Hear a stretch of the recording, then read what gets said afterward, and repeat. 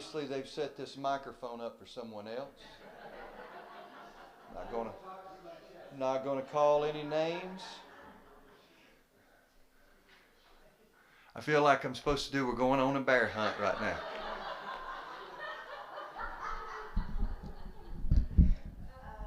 Welcome to Rugby. How are you guys doing today? Any of you, this is your first time to Rugby? Let me see. Oh, nice. Welcome. We're glad that you're here. That's right. So, a few of you asked on the way in, are we doing tours today? And yes, there is a 12 o'clock tour and a 2 o'clock tour. If you have never been on a tour, or if you have, and just want to see if the ghosts are still there, you are welcome to go on tours today. So it's good. 12 and 2, and you sign up for them out at the front desk out there. I had on here to tell you that right after this session that Paul's going to be signing some books. But Paul doesn't go by the rules, and he just signs books whenever he wants to. So, so if you've already got your... That's right. So if you've already got your book signed, that's great. If you want to get some, if you've got books with you and you want to get them signed, you can grab them right after this. We do. At the commissary, we've got books, and you can go over between sessions and pick those up. They're open. And so just before the second session, if you're here, or if you can just flag him down, he will get out of the car and talk to you for about an hour. So I'm not signing him up for anything. He will do that on his own. So if you're here for the day, I know. If you're here for the day, your best lunch spot is right down the road in Rugby at R.M. Brooks General Store, which I already had really good breakfast this morning. So, thanks for that, by the way. yeah. Oh, you're welcome. You're welcome. They could have got 3 times people paying for that. I know, but it wasn't my idea. It was Kara's idea. I wasn't paying for your breakfast, but Thank you, Kara. yeah. All in Pa- Paul and Kara are much better friends than Paul and I are. Trust me. A true story. There's a little group of about 4 or 5 fellas. We tolerate each other, and it's a good toleration. We like it. It's nice. He has 4 people in his life that tell him the truth. That's it. Besides Kara. Besides Kara. So, okay, let's see here. There is someone in here named Hannah. Who is she? Let me see. Hannah. Oh, right here on the second row. The birthday girl is 99 today? On Monday. She's a young 98 right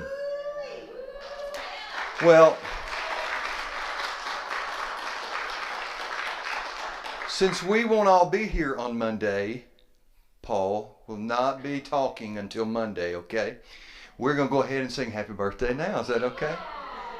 Happy birthday to you. Happy birthday to you. Happy birthday, dear Hannah. Happy birthday to you. All right.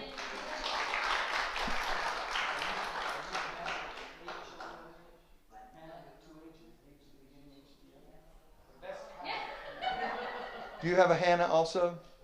No, but Hannah with an H on the end means that God has placed his name, the wind, inside your name. Yeah. Which is the way it should be. That is great. Yep. My daughter is a Hannah with the H on the end as well. Yeah. One of the best and probably most importantly, one of the best football players that's ever played at the University of Alabama. His last name was Hannah. The same way. I just thought I'd share that deep spiritual truth with you all. Is it more important to you than your daughter? Yes. Roll Tide. Just kidding. So let me just tell you. Kind of, maybe not, a little bit. So about 3 years ago, we were going to put back in place something that had happened in rugby for a long time, and that was that there was rider series every year. And 4 or 5 times a year, they would bring a rider in and they would share. So a couple of our village shepherds, elders, got me in a corner. I ain't gonna call any names, Julian, and he's not here. Neither one of them are. I would make them stand up, which they would not. They said we need to get our rider series back. So I thought, okay, and so I thought, well, I'll tell you what I'm gonna do. I'm gonna ask Paul. He doesn't have anything to do. I mean, he'd already seen that movie 47 times. He was out of stuff to do. So I'm going to ask Paul, will he come and spend some time with us? And he said yes, which we're very grateful for. He's a sweet, sweet man. And and so we did. We kicked it off right here. And then right after that, COVID hit. And so because we have our precious elders in our community, men and women, and we wanted to protect them, we shut the village down for about 2 years from visitors coming in. Some of you we stopped out at the road out there and made you turn around and go back. And we didn't mean that personally, okay? We were just trying to make sure our folks were safe back here, especially our older folks. And by older, I mean in their 40s, right, Kathy? In their 40s, yes. So we have not had a rider in since then, and I don't know if that had to do with Paul speaking that day or COVID, either one. Or bringing it and ending it. Yes, bring it, and he's back to end COVID. So we're glad to have him back. We're going to have some other riders from here on out, which will be good again. Some will be from other places and won't have anything to do with rugby or local, and some will be writers who have written in this area out here about Appalachian culture. And Sherry Moore, who's on our second row right here, is in the middle of writing a book right now and has been for a little bit. She's like, Sherry, now this is only for if you're Church of Christ or Baptist like me, this probably not your weekend, okay? But Sherry is a consultant to all the major bourbon and whiskey companies in the world. Yes. Yeah. I see we have some Episcopalians in the crowd. That's good. And you know, a good thing about an Episcopalian is if you find 4 of them, you'll find a 5th. That's right. Thank you. Ba-dum-bum. I'll be here every night this week, folks. So Sherry's already said that she'll come and spend some time with us one weekend and talk to us about how we can all make our own whiskey in the comfort of our own kitchen. It's a wonderful thing. So thank you, Sherry. She ran Jack Daniel's whiskey operations for 31 years, so she knows what she's doing. So, all right. Well, I think that's everything on my list. We sang happy birthday to Hannah, which was great. We will be celebrating you all weekend, Hannah. All right. Do you have cake we can all come over and eat? She just said there's going to be a surprise party on Monday.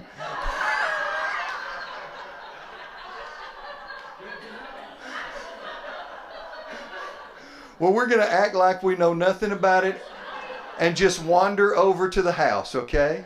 What are y'all doing in there? What's that cake for? Well, we are also lucky that one of our rugbyans here, Kara Kemp, is going to share a story.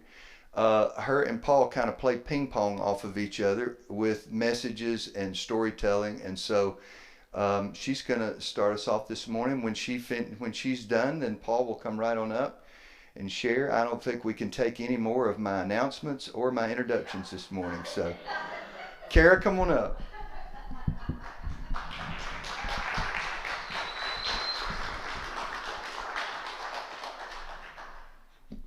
Thank you, Tony. I hear your husband's a great fellow. Yeah. He used to be. Yeah. I'm gonna try to tell you a little bit about him. He is actually, for you all that don't know, that is my husband. So, no, thank you all. I'm trying to. I'm also like Paul, a rule breaker, and they've asked me to stay in front of this microphone. It's very much a challenge for me, so I'm gonna try it, but we'll see. No, it's an honor to be sharing a Saturday morning with you all. It's an honor to share this start of your 99th year around the sun, Miss Hannah. But I have been thinking about what kind of story I would like to tell. And what always kind of hits me is when I talk to people about living part-time in rugby, the questions that I get. And, well, it's really more like the third question, because the first two questions I usually get are, where's rugby? Or, you play rugby? I do not play rugby. But the third question I get is, how did you get to rugby? And I usually reply, I wanted a porch, and it scared the hell out of me. Like most people that have stumbled upon rugby, I did not have a linear journey to get here. I was gifted in life with a grandmother who lived to be 99 and a half, and she was sharp as a tack. She led by example to not play small, which was a hard task as a woman growing up in the South during the Great Depression era. And she would instill in me these great epic road trips and creative adventures. And on one of those adventures, she would teach me how to balance some of my most heartbreaking early losses with curiosity. And she ingrained in me to not play small from the moments that scared me, simply because I didn't understand them yet. One of those road trips was in the mid-1980s, and I awoke with my face pressed up against this chartered bus glass, and there was drool running down the side of it, and my pigtails were all sweaty from the June sun coming in, and I was on this charter bus trip with about 80 of my grandmother's senior citizens troop, the youngest of the bunch. And I walked out of that bus kind of bleary-eyed, but then I stepped off and I gazed at wonderment at this village, all bright and rugged, and I immediately sought it as my playground. And honestly, I spent most of the day very much on a sugar rush from the butterscotch candies that were being snuck to be my grandmother's friends, and I was dizzy from all the cartwheels that I was doing in any grassy lot I could find, which in rugby is ample. And I didn't really pay much attention to where I was, and I kind of let that memory lie dormant in my mind for another 30 years until I had some friends that moved up here. And those first few trips up here to rugby, I had a lot of opportunity to play small and to shrink because my friends had moved up here in the middle of winter.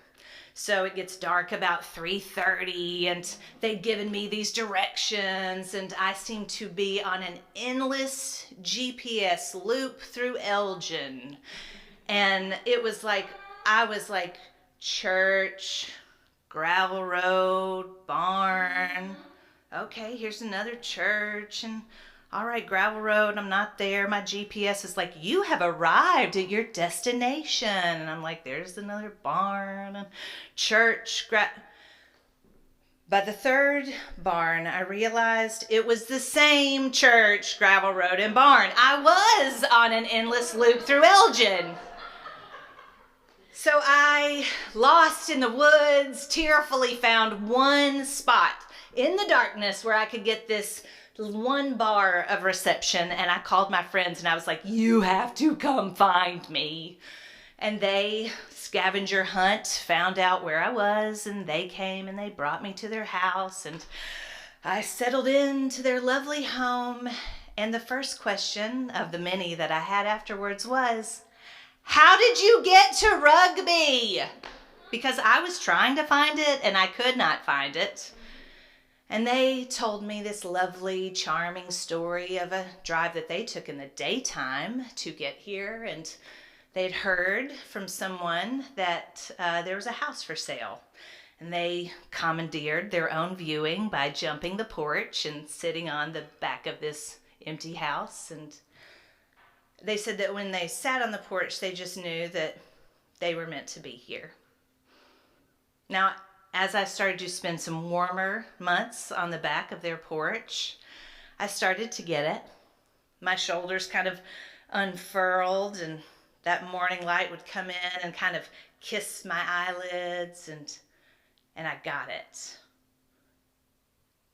And then my memories started to kind of layer on me like this spring sweater set, and I could remember my face pressed up against that glass window. I could almost taste those butterscotch candies, and I could even feel that grass in between my fingers from all those cartwheels. And I had that aha moment that rugby was already a part of my story. And in honor of my grandmother, I started to slow down and pay a little bit more attention. And that's kind of what I love about rugby. Like, it invites you to slow down and pay attention. Slows you down to what we call here rugby time. And some people, they'll spend their rugby time on those sweet little benches that you've seen scattered around the village that have been made by Charles and Levon. Or they may do it sitting up on the porch at the Spirit of Red Hill and talk to people as they're going by. But honestly, it happens on most of these porches that just give you a gentle nudge to linger into their quiet listening spaces. Shortly after I started remembering these things and the lovely pieces of rugby and my friends had moved up here, I started to bring my budding romantic interest up here for weekend getaways. It was under the guise of a romantic getaway, but really it was just so my friends could run him through the ringer and see what he was made of. And Tony and I started to enjoy the space of those porches, and we got to start to define who we were and discuss what our dreams might become together. And life really did seem to get clearer on those porches. Made us start to believe in the impossible, like a marital union in middle age. Tony and I jumped head first, thanks to rugby, into the sloppy, oldie-wed phase of middle-agers coming together and throwing all of our life baggage right there in front of each other. And we got stumped on some really hard-hitting issues like, how do you load the dishwasher properly? Which we still don't know that answer.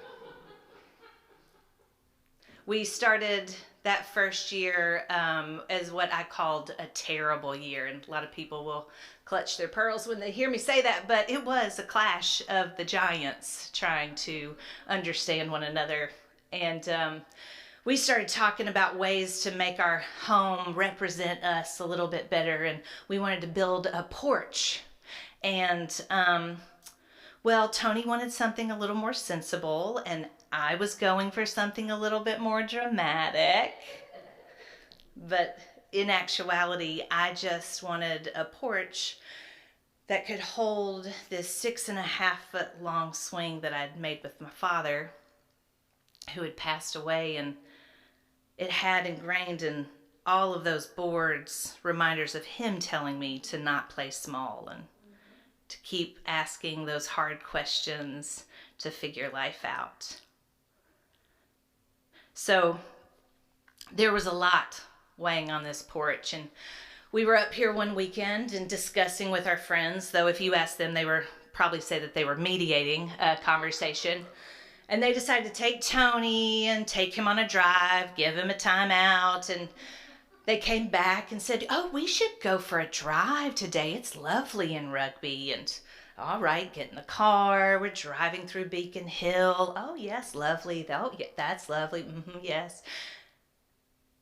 And then they pull into the last house on the left. And it's this pink, tall, skinny, unassuming house that's kind of nestled in between these pine trees. And it's almost kind of floating on this yard of moss. And then I see the porch. It's like a 3-sided wraparound hug. And Tony saw me see that porch, and he leaned in and said, "Do you think that this porch would be good enough for your daddy's swing?" And my independent, strong, do not shrink from anything self immediately proclaimed, no way. I am not a vacation house kind of gal. In reality, I had not determined if I wanted to share one house with Tony Woodall, let alone 2. But I heard my family whisper in my memories, "Don't shrink." And I decided to do what scared me. And I settled into this village and got to know people's stories, and they got to know mine. And shortly thereafter, I sat on that porch and I scribbled on a Post-it note. Wanted a porch, got a village, don't shrink. And it sits on my computer so I can see it daily as a reminder to not proclaim away the good things waiting for me simply because I'm scared, and to dig in with a little more curiosity to the moments that just require a little bit more comprehension. And then in 2019, this little fella, he shows up, and I'm sitting out there kind of where Lindsay is, and he said, "If someone asks you to do something impossible, then you should just always say yes." And it was like my mind exploded. I was like, yes. Rugby, this village has been built on seemingly impossible yeses. And all of those little reminders have been urging me towards those impossible yeses. And I love how it weaves the survival stories we wear together with those stories of optimism that we're reaching for. And then it just presents us with these little gifts we never even knew we wanted. So I invite you to lean in a little bit today and get curious with what might seem impossible. Maybe spend a little bit of time, rugby time, on our porches, whether we're home or not, and just start to dream a little bit clearer. Thank you all.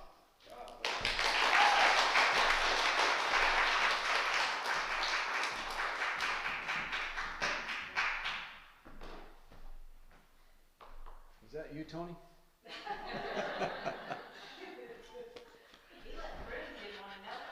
Yeah, it was. He was hiding around the corner just clapping real loud. Ladies and gentlemen, Paul Young. So, now that's a storyteller, right?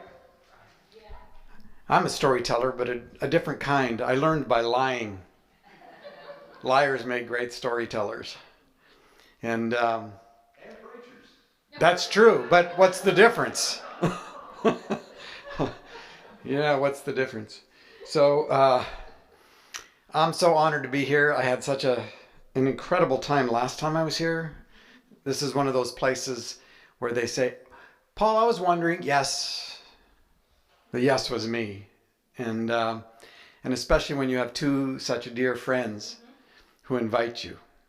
And I was telling Lindsay yesterday, she asked me a great question. "Do you think there's a magic here?" And I said, yes, there's a magic here. And but that magic is a compilation of every person who is a part of this and will ever be a part of this or has ever been a part of this. And that's life, right? That's our life. If we stop long enough and we begin to look at the stories of our history and all the different weavings that have happened, the different people that have woven sometimes only a sentence into our life, we have become the outcome of all of that contribution. And some of it wasn't good. Some of it was very difficult. And yet, what they offered to us, even in their own damage, then gets woven into who we become. I'm wearing my rugby, my like actual rugby. Canadian rugby is what it is. I'm Canadian, born in Alberta, up way north, grew up overseas, as many of you know. And I thought, this is a perfect shirt to wear to rugby. And I did play. This was given to me by Ron Graves, who became my friend because of the Shack. And he lived in Portland, still lives in Portland, on the suburbs now. But he lived in Park Rose. And early on when the book first came out, he sent me an email. And by then, I was working 3 jobs. And my boss, who is a friend of mine, Mike, I would tell him these stories about these emails I didn't know how to respond to. Because, you know, it's not like I ever wanted to be a published author, because I didn't. It never even crossed my mind. And I had no, it wasn't even on my bucket list. Almost nothing was on my bucket list, as I remember. And, but the Shack as a gift for my kids ended up to be this thing. And so all of a sudden I was getting emails from people I didn't know that I didn't know how to answer. But I told Mike about him, and he said, well, why don't you have your emails come into the office so that I can see them? And so I had them forwarded during the day when I was working to my office so that Mike could see them, and we could look at them. And one of the first came from this guy named Ron Graves, who I didn't know. And it said, it started with, "You've ruined my life." Right? That was his first sentence. Well, first part of a sentence. Comma, "in the best possible way." And at the end of his paragraph, he says, "I don't know if you ever go out to coffee with people, but if you do, here's my phone number." And I smile, I look at Mike, and I pick up the phone and I dial the number. Right? So it's within like a minute and a half of when that thing came in. And I call him up, and Ronnie, he answers the phone. And I said, "So, you want to go out for coffee?" And he says, "Yeah." And he then spends the next 2 minutes trying to figure out who I am, because I didn't tell him. And I'm totally enjoying this. And he's like, so, and we talk small talk. And then finally he says, "You know, I go to coffee a lot," which he does with people, but normally I can figure out in the first minute who I'm talking to. Who are you? It wasn't like, who are you? It was like, who are you? And I said, "What do you mean, who am I? You're the one who invited me to coffee." And I wait. He's going through trying to figure this out. And then he goes, "Are you kidding me?" And I said, "No." He goes, "Are you Paul Young?" I said, "Yeah, you invited me to coffee." He goes, "I live in Park Rose." I said, "I know." And because he'd mentioned it, I said, "I live in Gresham." He goes, "Well, my wife works in Gresham." And I go, well, when do you want to go to coffee? So we went to coffee that afternoon after work at a place called Cafe Delirium. And it's a little small coffee shop in Gresham. Cafe D for short. So we meet there and we talk for like 2 hours, and we find out he played semi-professional rugby for 25 years. And his job was driving a toxic waste tanker. And he's a man's man, right? But he's also a poet. But we had these things in common, little things. I played rugby some, and I was a hooker. That's not a hooker is a position in rugby. That's why I tell. Okay, that's why. Yeah, I won't even go there, Tony. So that's why I tell people I used to be 6'5", but I then played rugby, and that was my position. And you know, a good rugby team will go through like 2 or 3 hookers in a season, and people usually think that's funny, but in a very embarrassed sort of way. So he says, my family's coming back from a mission trip to Mexico this evening, and they're going to arrive in Gresham City Park. You want to go down and meet them? And I go, I'd love to meet them.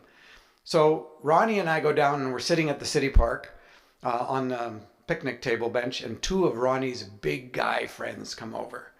And they sit across the table from us, and one of them right in front of me, he says, so, how do you know Ronnie? And I go, well, we met on the internet. Ronnie about drops off the table. He's laughing so hard.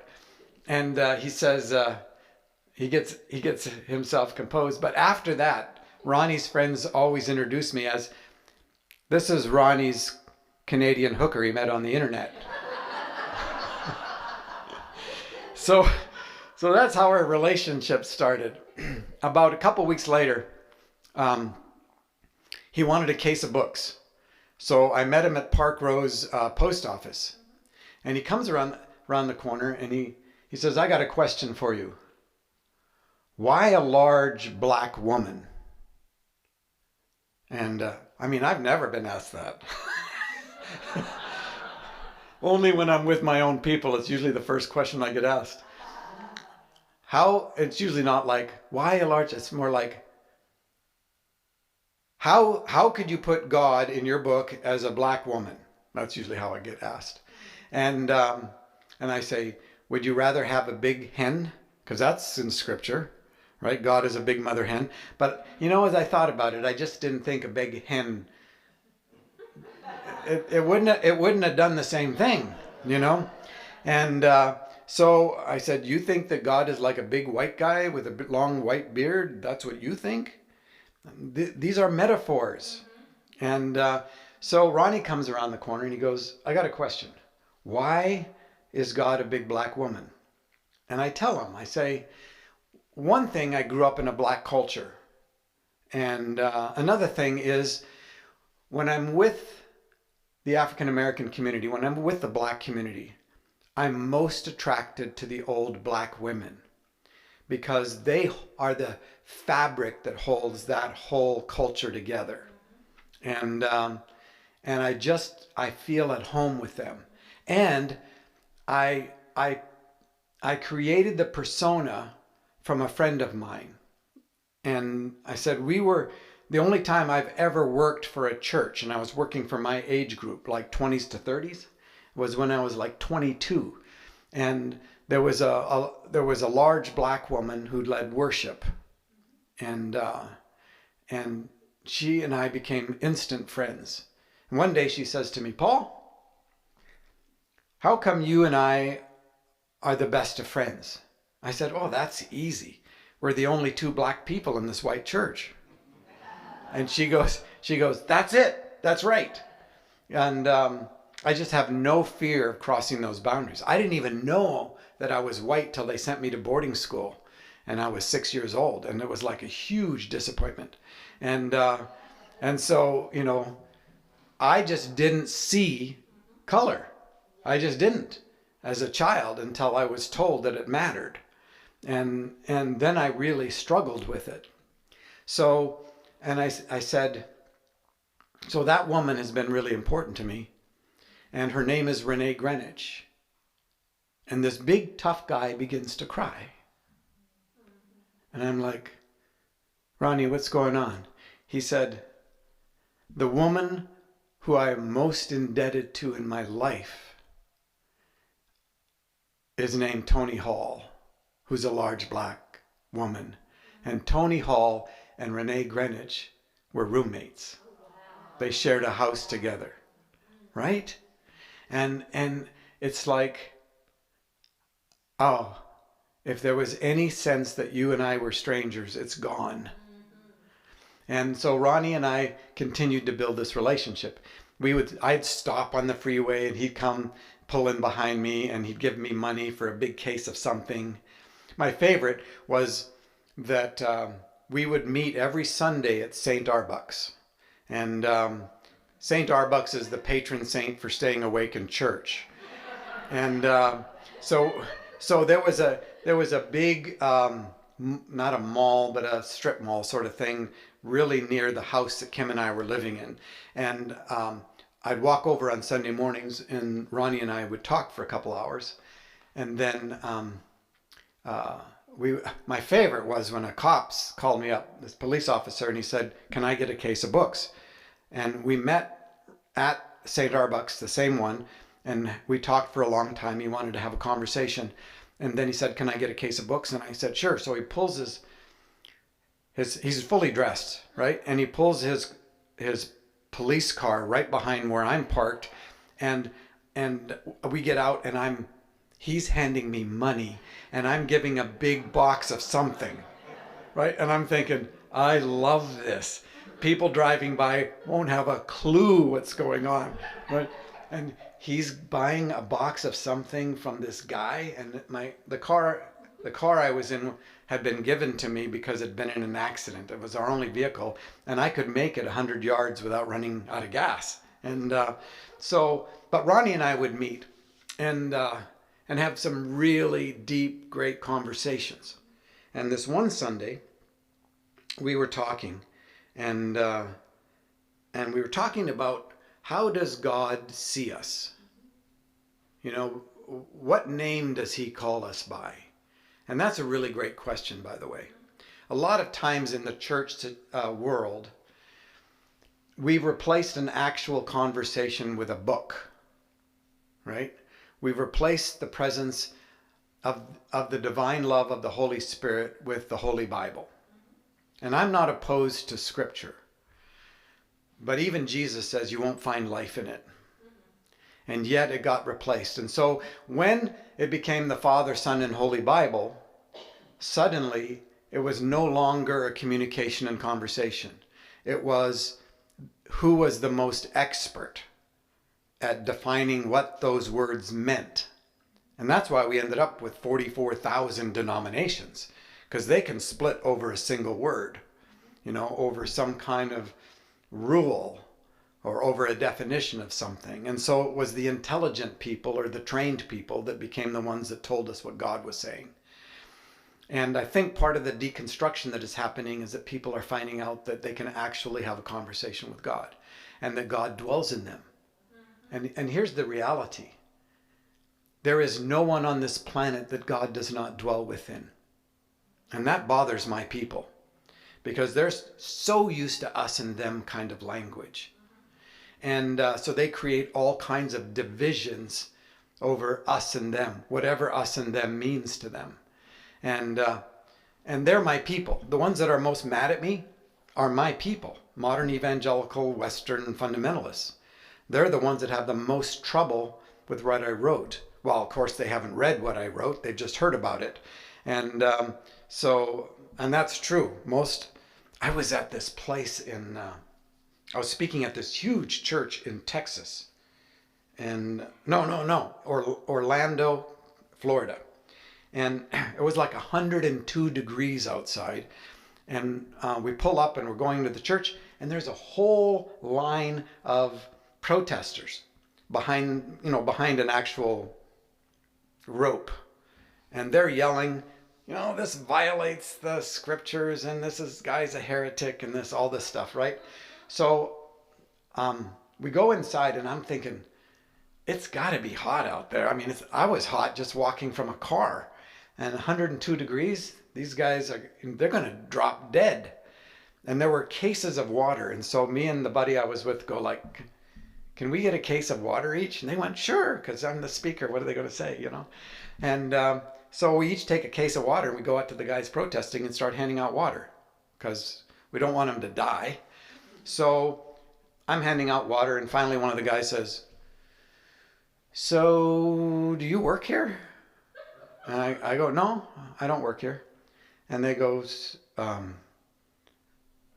so why are you handing out water to us? And I said, well, I kind of feel responsible. I'm the guy that wrote the book you're mad about. What?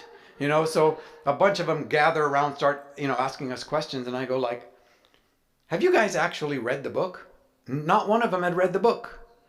And I said, well, then why are you here? Well, our pastor told us that we need to come and take a stand for God. And I'm like, it's so hot. Why don't you just come in?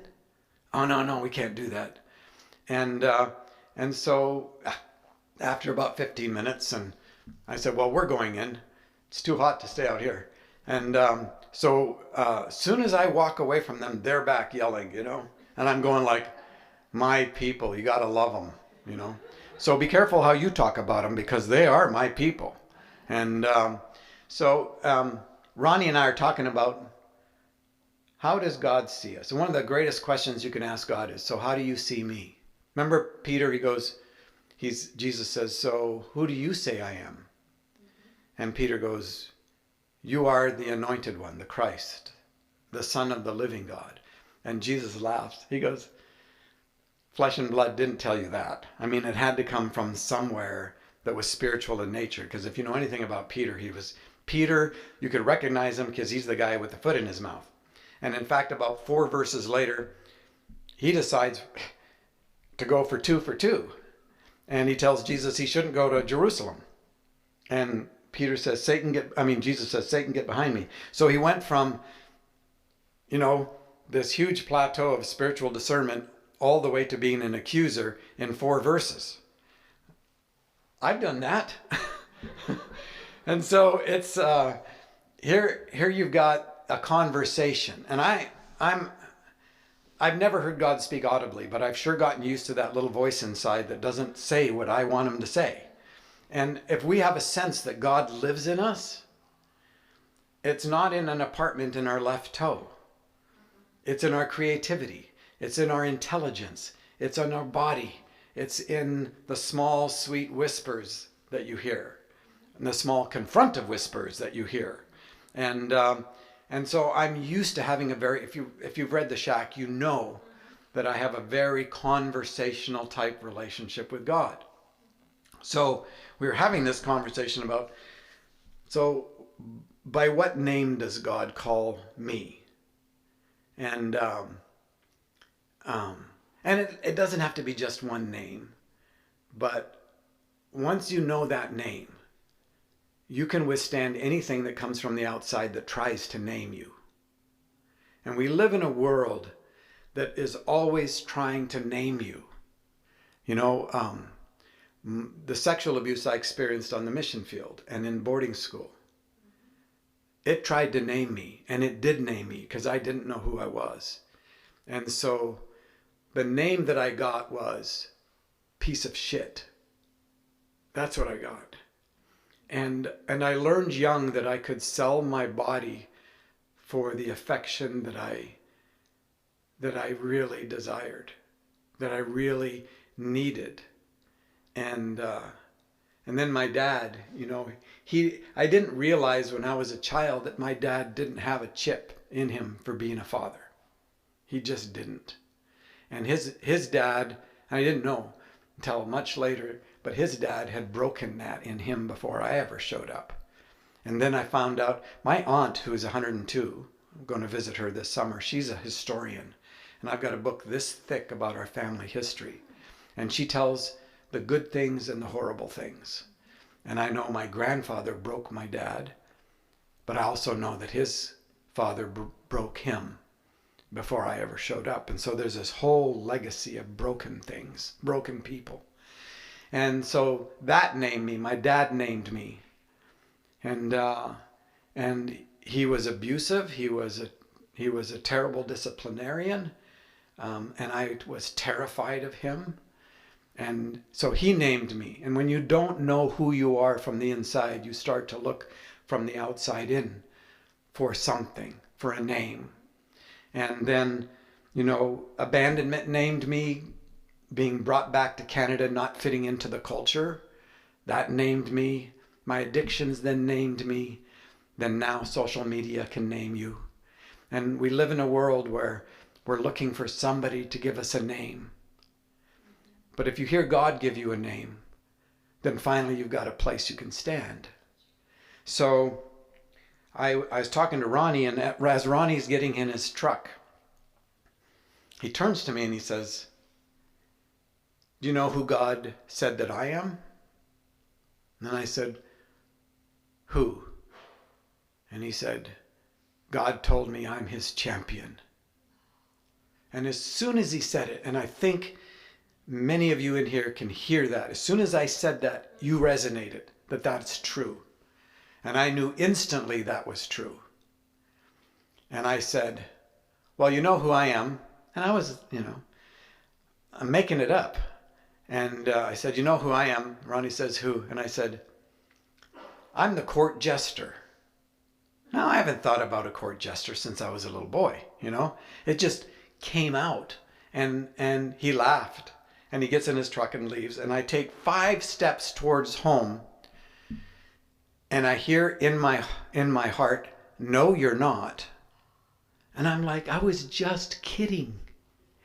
And it's like, I was so strong that was a "no, you're not," that I called Ronnie back on the phone and I said, "When I said that I was the court jester, I'm not, but I now know who I am." And I'm listening to myself going like, "What the hell are you saying?" And I'm saying, "I now know who I am." And Ronnie goes, "Who?" And I said, "I am the riddle and the enigma and the joke in the mouth of the court jester." And he goes, "That is so true." And I'm like, "Yeah, isn't it?" I'm like, I have no idea what I just said. I don't even know what it means. And I walk back home and I go into the house and I tell Kim about this really weird conversation that I just had with Ronnie. And I go, "And you know what I told him? I told him I'm the joke, the riddle, and the enigma in the mouth of the court jester." And she says, "Oh, that is so true." And I'm like, "Yeah, isn't it?" And I'm like, what does this mean? So that's Sunday. Monday, I go to work. And Mike, he says, "Hey, we just got an invitation from General Tool to go golfing up at Resort of the Mountains. And we'll go golfing with a cart and Resort of the Mountains. I'd golfed there one time, 10 years before this. And I only go golfing maybe once or twice every year. And sometimes only once or twice every 2 or 3 years. But I do like it, especially if you golf with a serious person and you can see how far they can throw a club. That's fun. And so I know I'm not good, so it's just like, I got nothing to lose. And General Tool is going to have this huge barbecue. And everybody that is invited that comes gets a door prize from General Tool, some kind of tool. And I'm like, he says, "Do you want to go?" I went, "Yeah, I'd love to go." So he says, "But I want to go up early enough to have breakfast up there." It's great. So I said, you have to pick me up and then we'll go. "Welcome, come on in." I'm not going to start this story from scratch, yeah? So Mike picks me up on Saturday morning. We go up and we walk into they have a large dining area, and we walk into the dining area and I can't believe what I see. The entire place is filled with court jesters with the beanie things. I'm serious. There must be 100 court jesters in this room. And I'm like, I didn't even know these guys existed. But the Royal Order of Jesters decided to have their national convention that Saturday at Resort of the Mountains. And I'm like, what is going on? So I walk over to the first table and these jesters are sitting there and I go, "Hey, nobody is going to believe me if I tell them that you actually exist and that you're here. Do you have some kind of a souvenir that I can have that would show that?" And they go, "Talk to him." And there's there's a big round court jester sitting next to the window he's by himself, and he's got the whole regalia on, and he looks important. So I walk over and I sit down with him, and I ask the same thing. And he pulls out of his sack a coin. You know, if you've ever been in the military, they have coins, and whoever has the highest coin, everybody else has to buy him a drink or something like that. And so he's got a coin, and he's the director for the Royal Order of Jesters. And he gives me the coin, which I still have to this day. And I go, thank you so much. And before I leave, he says, you know who the court jester is, don't you? And I go, sure, no, actually. And because I'm not about to think and pretend that I know when I'm sitting in front of the director of the Royal Order of Jesters. And he says, well, I'll tell you. The court jester was the highest advisor to the king.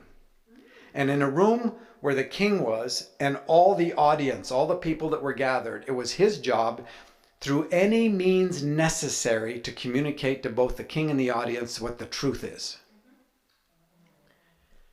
And the coin drops, right? Inside my heart. And I remember that throughout history and literature, the royal jester was a metaphor called Harlequin, was a metaphor for Jesus, who drops into this world and communicates through any means necessary to the king and to the audience, humanity, what the truth is. And I realize I have a name. It's the joke and the riddle and the enigma in the mouth of the court jester. And if you knew my life, that's why Kim recognized it instantly. That's why Ronnie recognized it instantly. And it is. My life's a joke. It's a riddle. And it's an enigma. I have another name now, given to me not that long ago. And it's the wild card. Right? The wild card is a card that makes the people around it, makes the cards around it more powerful. Right? And I love that name.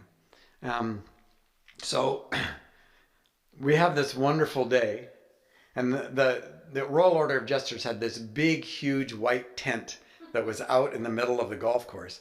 And every time you drive past it, all you could hear was, ah, ha, ha, ha, ha, you know, and so it was so funny. So that was Saturday. Sunday, I meet Ronnie for coffee, but we didn't go to Starbucks. We went to Cafe D, where we'd first met. And we sit down and I tell Ronnie the story, and he's kind of chuckling about the whole thing. And as I'm telling him the story, this 7-year-old, 8-year-old kid walks by the window in a court jester's outfit. And I'm like, all right, enough, you know? And Ronnie says to me, he says, you know, I decided I would give you something this morning. And so I brought it with me, and he hands me the coin for his rugby team. And it's a very small coin, but it's a pig in a court jester's outfit smoking a joint. And I have that to this day as well. But you know, when I run into somebody that just says, you know, you're a joke, you know, and I can go, thank you. Because I know who I am on the inside. And I know not only that I'm a joke and a riddle and an enigma in the mouth of the court jester, I know I'm a child of God. I know I'm made in the image and likeness of God. And that took me to know that until I was 50 years old. It wasn't until I was 50 that I knew that that was true. And once you know that is true, suddenly your theology that said you're a piece of shit, your dad who said that, your trauma that said that, none of that has any power anymore. Because you learn to live from the inside out, not from the outside in. And it's interesting, this morning when I woke up, I got a text from Ronnie. And he had showed me pictures of his journal, right? And in his journal, it says this for today. Handrails need to be smooth. This is what God is saying to him. Handrails need to be smooth. Let's not overlook these very necessary incremental steps. Each one of those steps has its purpose. Each one deserves, however, much time as it takes. And then his response, you're only going to heal us once, huh? And the response of God is, there you go. There you go. Right? And so in our lives, we look at the things which are difficult, and they're like the smoothing of the handrail, right? Each one of those movements is necessary and needs to take as long and as much time as needed. And then you're only going to heal us once, huh? There you go. And I love that. That's what's happened in my life. And sometimes we can look back and say, why has it taken so long? You know, wasn't there a blue or a red pill you could have given me that saved me all this time? And sometimes we look back at our lives and we say, I missed out on so much. And the whisper of God is, every stroke of that handrail, every incremental change needed time. And it took as long as was needed, because God's only going to heal us once. But the healing is certain. God does not build roads going nowhere. And the way we look at things, especially in this world where things have to happen fast, you know, or we don't think it's legitimate, and we don't see the kindness of that incremental movement. We're almost to the 1-year anniversary of my dad's death. He died last year in May. And I may have talked about this last time, but I'll give you an update. My dad and my dad in our family was a very difficult man. And it wasn't until his 80th birthday that things began to change, and he died at 92. 12 years later. Is that right? 90. He died at 93.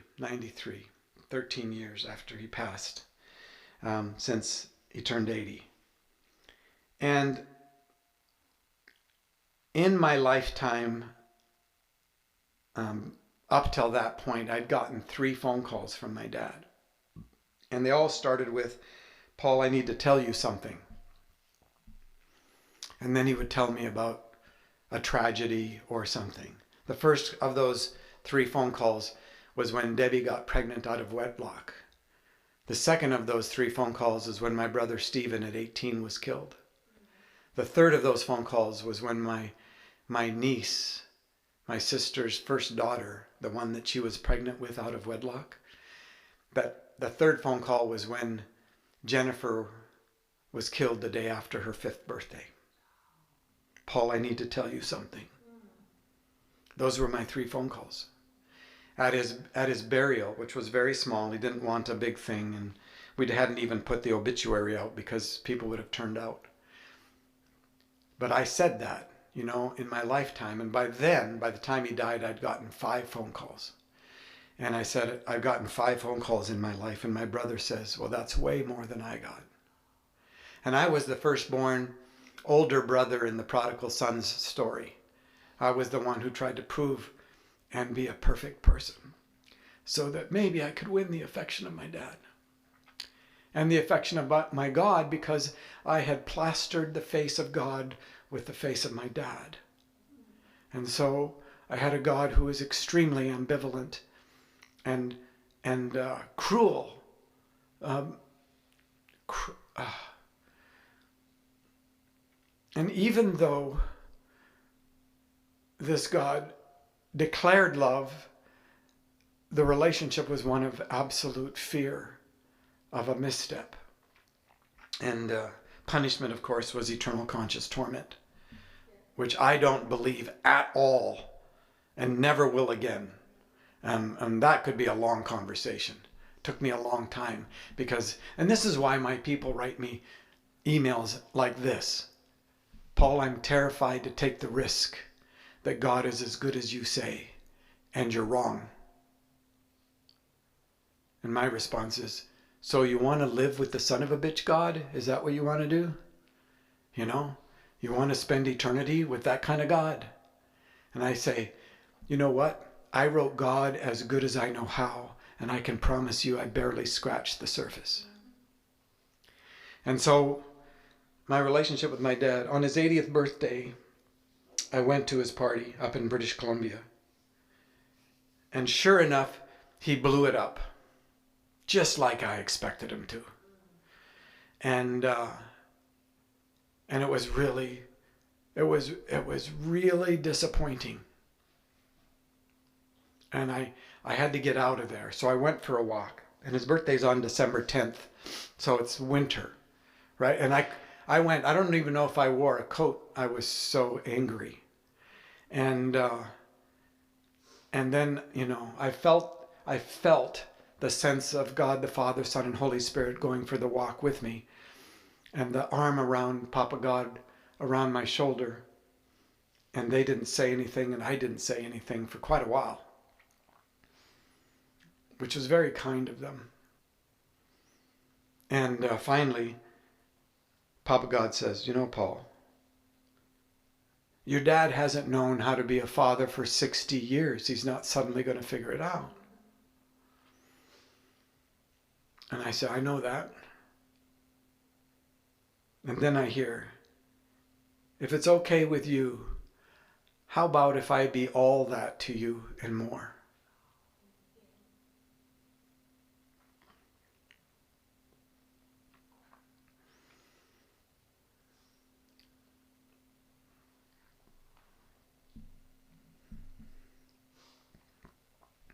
I grew up with survival skills against fist and fury. I did. I have none against kindness and affection. The only survival skill I have about that is to run.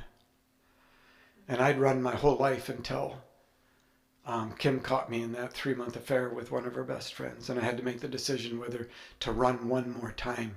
And for me, the only place to run to was suicide. And a lot of us, suicide is the last way to run away before we hit the bottom. And I don't even know how I chose that. I think it was the kindness of God that gave me a little window, and I chose instead to hit the bottom, which meant to face Kim. And I did. And that took 11 years before she could trust me again. And we've been married almost 44 years now, and we're the best we've ever been. Just so you know. But I hear this inside, and suddenly it was like lights went on, and I realized something. My relationship with my father was largely based on a set of expectations I had for him to prove himself. And they were mines in a minefield. And I would lay those mines called expectations. And then I'd lead him onto the minefield and wait for him to step on one, which would justify my own anger against him. And I'd been doing this for years. And I would do it sometimes in the name of, well, don't I deserve a man who knows how to be a father? And the answer is yes. But he didn't know how. He absolutely didn't know how. And so I'd lay the minefield, he'd step on him, I'd get angry and walk out. 80th birthday. This is after I wrote The Shack. You know, in the scene, Festival of Friends scene, where there's this whole, Mackenzie is standing on a far hill with the Holy Spirit, and there's this whole field, and there's a celebration going on, and Jesus walks into the middle of that celebration, and from that distance, Mackenzie, who's me, Mackenzie hears Jesus say, They catch eyes from across that distance. And I'm on this hill because I don't feel comfortable inside that community of celebration. That's the way I've always felt, that I'm on the edge, and I'm kind of hoping nobody notices that and questions why I'm even inside. Because my performance has been so bad. And we catch eyes, and across that distance, Mackenzie hears, "Hey, Mac, I'm especially fond of you." And that statement means so much more than if God says, "Hey, Paul, I love you. I love you." That means the subject is doing the action and is the center, right? It's about God saying I. And when I hear that, I don't feel special at all. God says that to everybody. I love you. I love you. But when I hear I'm especially fond of you, then I hear that the subject has moved. And now I'm the object. I am. There's something unique and special about me inside that affection. Right? I'm especially fond of you. And in that scene, he goes down into that valley and he sees that person that is moving out toward him, and it's his dad. And there's that scene of potential revelation. In the movie, they didn't do it like the book. In the book, it's never resolved in that scene. Because it wasn't resolved when I wrote it. It was simply a hope. It was a hope. And now I hear Paul. You're the one that's laying the expectations in that field and drawing your dad into those things. And he just blindly walks in and he steps on a mine that you've set and blows things up. Your expectations are simply disappointments waiting to happen. And sure enough, you've prophesied that disappointment, and your dad makes that a reality. And then you get all mad at him because he failed to live up to your expectations. And that's when I learned. In that moment I learned. When you learn to live without expectations, everything becomes a gift. Everything becomes a gift. When you have expectations, you draw a line beneath which nothing's acceptable as a gift. But when you learn to live without expectations, everything becomes a gift. And I did something in that moment. I let my dad go, which is to forgive him. But this is what it meant for me, to release him from all expectations and allow him to become something greater than being my dad. And you know what that was? It was to let him become a human being. The human being is greater than any subset. It's greater than being a mom. It's greater than being a father. It's greater than being a friend. Because these people, because they don't know what they're doing part of the time at least, they don't know. And when you let them become a human being, you begin to see them through different eyes. You don't overlay your sight with a paradigm in which they have to perform, often with no capacity to live up to our expectations. When Jesus is on the cross and we're killing him, he says, "Father, forgive them. They don't know what they're doing." And we don't. People act out of their damage, out of their trauma, out of their training, out of their religiosity, out of their blindness. And at some point, forgiveness becomes freedom. Forgiveness is for the sake of the one who has been victimized, so that they don't have to go on in their life carrying this corpse that is now poisoning every relationship that they are in and keeps them locked into a connection with that person or that event. And Jesus says, if you have faith the size of a mustard seed, which you can't hardly even see, you can say to this mountain of unforgiveness in one of the Gospels, be picked up and thrown into the sea. It's that easy. A lot of times we have attached our sense of identity and worth and value and significance and security and meaning and purpose and destiny and community and love to that event and that person. We locked them into an album that we store in our hearts. And every time that we have an interaction with them, we go, look, I've got this picture. And it's framed. And inside that frame, I'm stuck. And they're stuck. And we have proof. We have this album. And at some time, at some point, God has to take us into the album and say, I'm here. Let them go. Let them become a human being. And at 80 years old, my relationship with my dad began to change. Because I no longer walked in with an expectation. But it also answered some things. Why I had been looking for a father figure my whole life. And why, when I got betrayed, it was such a crushing thing for me. One of the gifts of a particular man was that he betrayed me, became an enemy. One of the reasons you're to love your enemies is because they can expose things in us that friends never would. And we're to love them because they have the power to do that. And when they do that, up comes our crap. And we want to turn violent. And we want to get even. We want to turn violent. We want to pull the gun. And that's when the damage is exposed, the healing is possible. The unexposed is the unhealed. I have another album about my dad that I didn't even want to know it existed. Because it violated the paradigm of the album that I kept open. The other album was hidden in a closet, dusty closet. But in that album,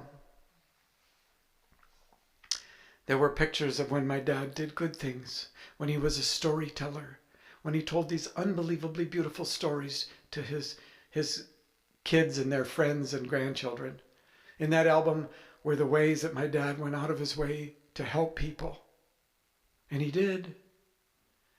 They were all the things that contradicted the album that I wanted to keep, that justified my ongoing fury. Our relationship began to change. April, May. Just a few weeks ago, a year ago, in March, my dad still didn't know how to call me.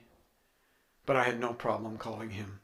And not just on his birthday, and not just on Father's Day, and not just at Christmas.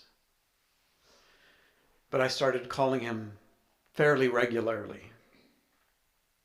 And we started talking, struggling with getting beneath the surface that he only knew how. But we got there, slowly and incrementally. And one of the last conversations,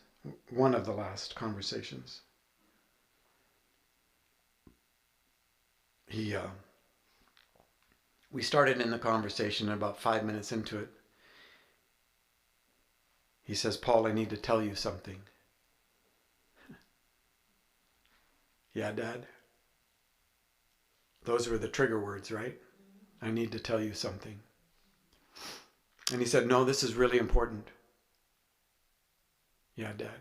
No, I need you to listen to me.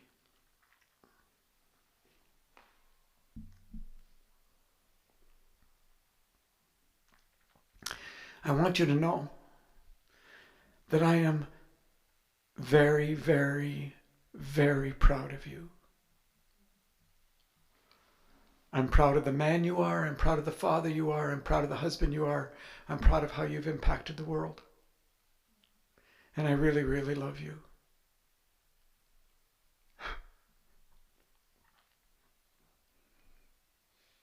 I've never heard those words and no longer expected them. It was a total out of the blue because I didn't expect them. It was a gift. It was a gift. I no longer needed them, but it was a gift. And about that time, I felt safe enough to start to ask my dad questions I've always had. I got to ask him one question before he died, of that whole list of questions that I had for him. That's okay. We'll work it out. I got to ask him, Dad, why did you marry Mom? That was my first of these questions. And he told me why, and not once did he use the word love, which meant he was honest. Wes and I were driving up to Knoxville before we came here. And I was reading him a story that a friend, Bill Wynn, had written. And I realized for the first time in my life, because of this story, that I had never seen my mom and dad kiss. Never. And when Dad answered this question, I now know why. Gifts. Little gifts along the way. When you learn to live without expectations, everything becomes a gift. What would you exchange expectation for? Oh, I can tell you. Expectancy. Expectancy is in the present moment. It is an openness to who and what is actually in front of you. Expectation is outside of yourself, and it judges your world, and it judges you, and it judges those who are around you, and it places them inside of a prison. And when they don't live up to it, then you feel justified in your anger and disappointment. Expectancy is a way to live without expectation, and it happens from the inside out, and it frees the people in your world, and it frees you in the moment in order to continue to walk moment by moment by moment by moment. Last thing. I have no idea what we're doing time-wise. Ooh. Okay. I got home from the burial of my dad. My mom died about 3 years ago. And I get home, and as people found out, I'd get emails and messages, with condolences. But I got one written thing. A written thing these days, it's kind of unusual. And it doesn't mean that the messages and the emails are less than. It just means that there is something special about a written thing. And I got this card in the mail. Kind of a cheapy looking card. It's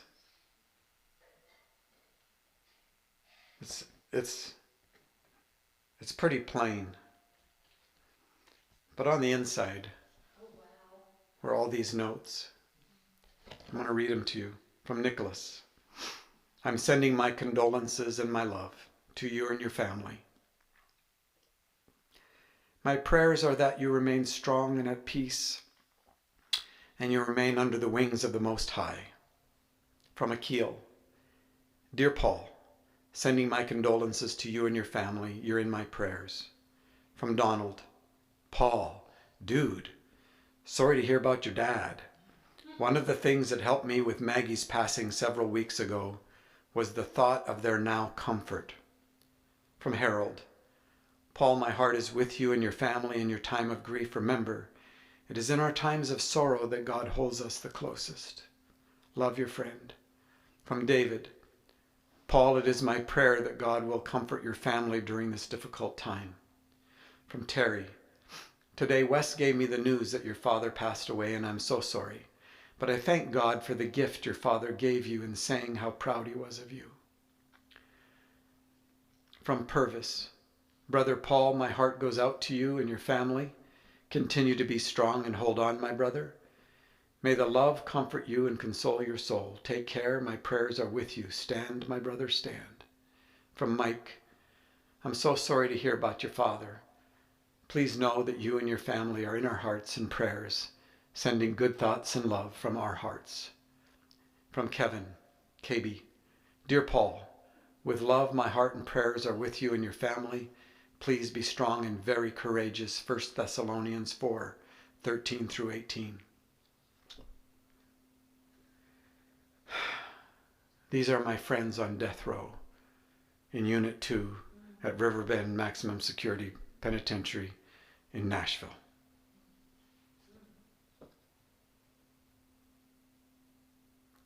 One of the greatest gifts I've ever received. My brothers, my friends, and like Terry said to me one day, you know, if they kill this body now, and he's been in death row for 38 years, since he was 18. If they kill this body now, they won't be killing the teenager who committed the crimes because he died a long time ago. They'll be killing a new creation. So I'm not afraid to die. Harold says, you know, you look at this concrete and steel, has nothing to say about freedom. Freedom is what happens in your heart. It's Terry that slips a card to our friend we brought in there 2 weeks ago. Ben slips him a little note and it says, forgiveness is freedom.